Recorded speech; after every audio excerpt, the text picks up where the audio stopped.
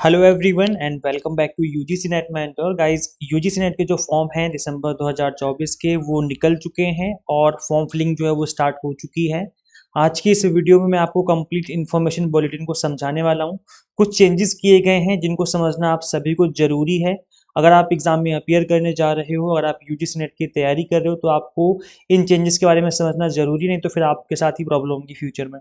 तो make sure आप इस वीडियो को एंड तक जरूर देखें ताकि आपको हर चीज़ अच्छे से समझ में आ जाए। मैं कंप्लीटली ऑफिशियल इन्फॉर्मेशन बुलेटिन के बेस पे कंप्लीट चीज़ें समझाने वाला हूँ। सो मैं अपनी तरफ से कुछ भी ऐड नहीं करूँगा, कंप्लीट चीज़ें जो है आपको यहाँ पर ऑफिशियल तरीके से बताने वाला हूँ। इससे पहले हम वीडियो में आगे बढ़े, अभी तक आपने इस चैनल को सब्सक्राइब नहीं किया है सो मेक श्योर आप इस चैनल को सब्सक्राइब कर लें ताकि आपको अपकमिंग वीडियोज़ के सभी नोटिफिकेशन मिलते रहें। गाइस, कल रात को एक नोटिस आया था जिसमें बताया गया कि जो फॉर्म फिलिंग है वो 19 नवंबर से लेकर के 10 दिसंबर तक होने वाली है। तो आप फॉर्म फिल कर लीजिए, और फॉर्म फिल करने से पहले मैं आपको एक फॉर्म फिलिंग की वीडियो बनाने वाला हूँ। अभी आज ही मिल जाएगी आपको फॉर्म फिलिंग की वीडियो, शाम तक आ जाएगी। उस वीडियो को देखे बिना फॉर्म फिल मत करना, नहीं तो फिर मिस्टेक हो जाएगी आपसे फॉर्म फिलिंग में, फिर बाद में प्रॉब्लम होगी।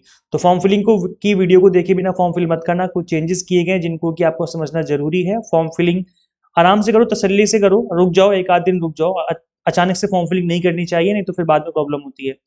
बिल्कुल एंड में भी नहीं करनी चाहिए और बिल्कुल पहले दिन भी नहीं करनी चाहिए। आप थोड़ा सा वेट कर लो एक आध दिन, उसके बाद फॉर्म फिल करना आराम से, ताकि कोई मिस्टेक ना हो।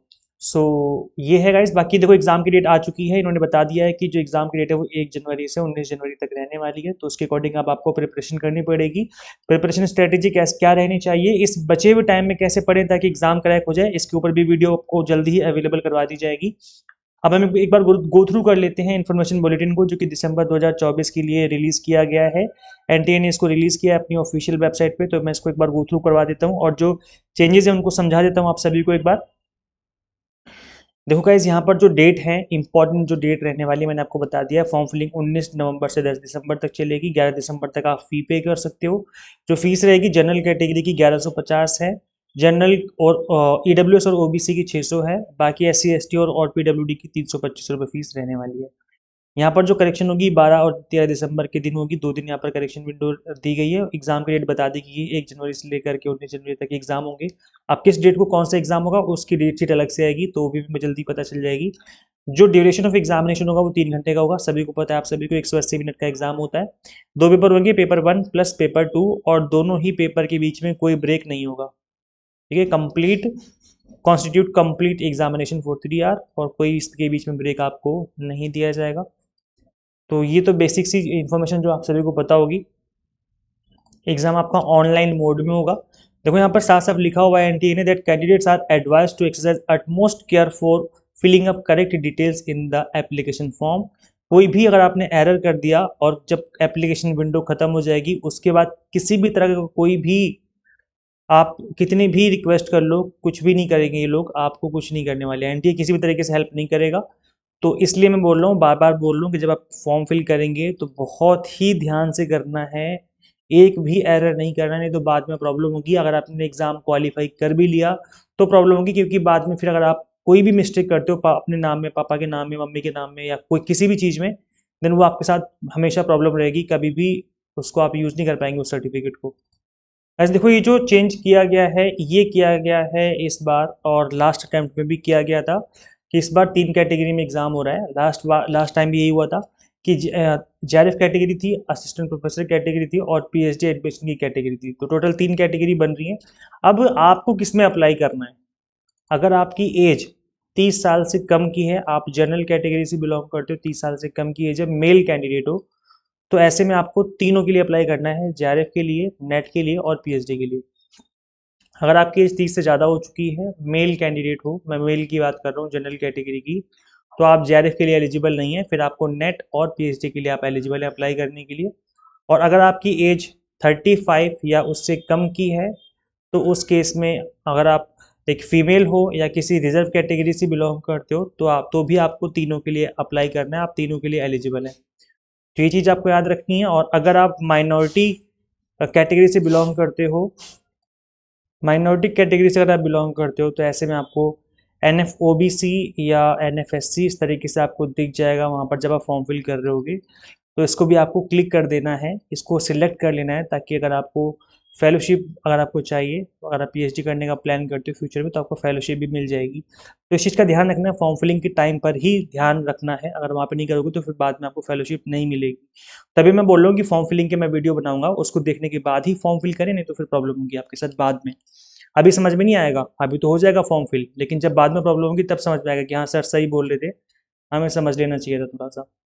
तो ये गाइस, बाकी देखो कैटेगरी 2 एंड 3 जगह अगर आपका पीएचडी में एडमिशन होगा तो 70% वेटेज होगी आपकी यूजीसी नेट के स्कोर की, और 30% वेटेज होगी आपके इंटरव्यू की, अगर आप पीएचडी में एडमिशन लेने का प्लान करते हो फ्यूचर में। तो ये चीज़ें हैं।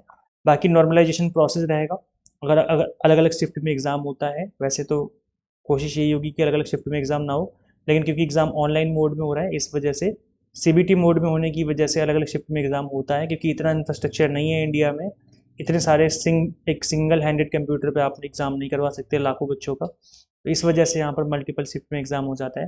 दो ही पेपर होंगे, पेपर 1 पेपर 2। पेपर 1 में 50 क्वेश्चन होंगे, पेपर 2 में 100 क्वेश्चन होंगे, बाकी सब कुछ वही रहने वाला है, कुछ भी अलग नहीं है, जैसे कि अभी तक हो रहा था। और दोनों ही पेपर का कंबाइंड रिजल्ट बनेगा। सब्जेक्ट आपको चूज़ करना है अपने अकॉर्डिंग, और मीडियम ऑफ क्वेश्चन पेपर आप देख लेना स्टार्टिंग में जब फॉर्म फिल कर रहे होगे कि इंग्लिश वर्जन चाहिए फिर हिंदी वर्जन चाहिए। अगर आपने ग्रेजुएशन या पोस्ट ग्रेजुएशन करी है, इंग्लिश में पढ़ाई करी है आपने, तो आप इंग्लिश ही चूज़ करें। और अगर आपने हिंदी में स्टडी करी है, एमए अगर आपने हिंदी में किया है, इस तरीके से अगर आपके सब्जेक्ट हिंदी में थे तो फिर आप हिंदी ही चूज़ करें, ताकि एग्ज़ाम में आप कंफर्टेबल होकर के एग्ज़ाम दे सकें। वैसे तो बाइलिंगुअल आता है पेपर, और सिलेक्ट करने का ऑप्शन भी होता है। अब ये पार्ट बहुत इंपॉर्टेंट है जिसको कि अब मैं एक्सप्लेन करने वाला हूँ, मार्किंग स्कीम। इसमें आप देखेंगे लास्ट के जो 2 पैरा लिखे हुए हैं, पहला पैरा ये कहता है if a question is found to be incorrect और एम्बिगियस और has multiple correct answer, only those candidates who have attempted the question and chosen one of the correct answer would be given the credit. इसका मतलब है कि अगर एक question के 4 option है और इसमें से कोई 2 ऑप्शन सही हैं, तो अगर आपने इस क्वेश्चन को अटेम्प्ट किया है ना, और इस अटेम्प्ट करने में अगर आपने ऑप्शन ए चुना या फिर ऑप्शन बी चुना, तो आपको मार्क्स दिए जाएंगे। इसलिए मैं कहता हूँ कि क्वेश्चन को अटेम्प्ट करना चाहिए, क्वेश्चन को छोड़ना नहीं है। छोड़ दोगे तो मार्क्स नहीं मिलेंगे, करके आओगे तो मार्क्स मिलेंगे। और यही बोला जा रहा है कि अगर किसी क्वेश्चन को गलत पाया गया, इनकरेक्ट पाया गया और क्वेश्चन को ड्रॉप कर दिया गया, तो +2 मार्क्स दिए जाएंगे सिर्फ उन्हीं को जिन्होंने क्वेश्चन को अटेम्प्ट किया होगा। तो इसलिए अटेम्प्ट करना बहुत ज़रूरी है। अगर आपने क्वेश्चन अटेम्प्ट नहीं किया है तो +2 मार्क्स आपको नहीं दिए जाएंगे। तो 150 के 150 क्वेश्चन आपको करके आने हैं, एक भी क्वेश्चन आपको छोड़ना नहीं है। हर एक क्वेश्चन 2 नंबर का होगा, सही क्वेश्चन करने के 2 नंबर मिलेंगे, गलत करोगे तो कोई नेगेटिव मार्किंग नहीं होगी इसके अंदर, प्लस गलत क्वेश्चन छोड़ने के या गलत करने के कोई मार्क्स नहीं कटेंगे। तो ये भी है, ये तो होता ही है हमेशा, ये आपको हमेशा याद रखना है। और इसके अलावा एलिजिबिलिटी में काफ़ी बड़ा चेंज देखने को मिला है, और लास्ट सेशन में भी था ये, दैट कि अगर आपने पोस्ट ग्रेजुएशन कर रखी विद मिनिमम 55% मार्क्स, तो आप एलिजिबल है अप्लाई करने के लिए मास्टर डिग्री में। और अगर SC ST OBC कैटेगरी से तो 5% का वहाँ पर आपको रिलैक्सेशन देखने को मिल जाता है। इसके अलावा जो जो भी स्टूडेंट मास्टर डिग्री में स्टडी कर रहे हैं, अभी परसुइंग है, फाइनल नहीं हुआ उनका मास्टर डिग्री, तो वो भी अप्लाई कर सकते हैं। मास्टर डिग्री के फाइनल ईयर में हो तो भी अप्लाई कर सकते हो, और अगर आप मास्टर डिग्री में आ चुके हो ना तो भी अप्लाई कर सकते हो। फर्स्ट सेमेस्टर से ही आप एलिजिबल हो अप्लाई करने के लिए। बस यहाँ पे शर्त ये होती है कि आपको विद इन 2 ईयर अपनी मास्टर डिग्री कंप्लीट करनी होती है। तो मास्टर डिग्री आपको अगर विद इन 2 ईयर कंप्लीट करनी है, इसका मतलब है कि आप फर्स्ट ईयर में हो तो भी आप विद इन 2 ईयर तो कंप्लीट कर ही लोगे अपनी मास्टर डिग्री, मीन्स आप एलिजिबल है अप्लाई करने के लिए।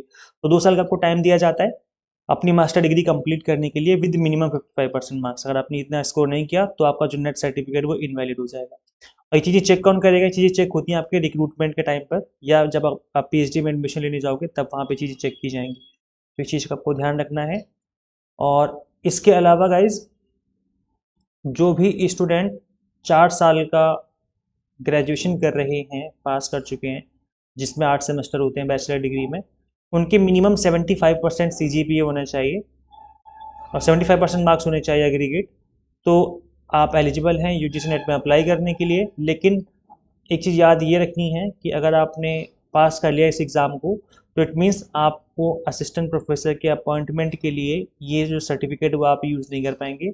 आप केवल PhD में एडमिशन के लिए सर्टिफिकेट को यूज़ कर पाएंगे, और आपको फिर फेलोशिप भी मिलना स्टार्ट हो जाएगी। तो इस वजह से और कंपटीशन बढ़ गया है UGC नेट कैटेगरी में, इनफैक्ट JRF वाले कैटेगरी में। क्योंकि पहले क्या होता था, केवल PG वालों को JRF दिया जाता था, अब क्या है, ग्रेजुएशन वाले स्टूडेंट्स भी JRF की कैटेगरी में कॉम्पीट कर रहे हैं पीएचडी में एडमिशन के लिए, इस वजह से थोड़ा सा कंपटीशन बढ़ गया है और कट ऑफ भी बढ़ी है। तो ये एक थोड़ा सा डिसएडवांटेज है उन स्टूडेंट्स के लिए जिन्होंने पीजी किया हुआ है या जो पहले से स्टडी कर रहे थे। तो ये थोड़ा सा डिसएडवांटेज है, क्या कर सकते हैं आपको एक्स्ट्रा मेहनत ही करनी पड़ेगी और कोई रास्ता है नहीं, है ना। तो ये है। बाकी नेट से वो लोग एग्जाम्प्टेड भी हो सकते हैं जिन्होंने पीएचडी कर रखी है, वो लोग एग्जाम्प्टेड हो सकते हैं, या सेट अगर आपने पास किया है 2002 से पहले तो आप एग्जाम्प्टेड हो जाते हैं।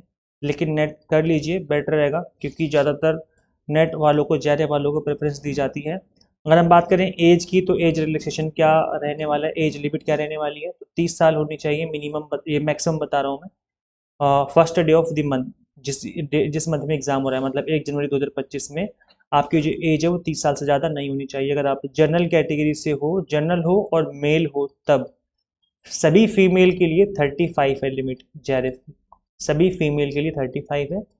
जनरल कैटेगरी से हो, मेल हो तो 30 है, बाकी सभी की 35 है जेआरएफ के लिए, क्योंकि रिजर्व कैटेगरी में भी 5 ईयर का यहाँ पर रिलैक्सेशन दिया हुआ है। ठीक है, यहाँ देखो लिखा हुआ है विमेन एप्लीकेंट्स को भी यहाँ पर 5 साल का रिलैक्सेशन दिया हुआ है। तो ये चीज़ आपको ध्यान रखनी है। और यहाँ पर अगर हम बात करें यूजीसी नेट की, मतलब असिस्टेंट प्रोफेसर के लिए, तो कोई एज लिमिट नहीं है। यूजीसी नेट में कोई भी एग्ज़ाम दे सकता है, बस जिंदा होना चाहिए।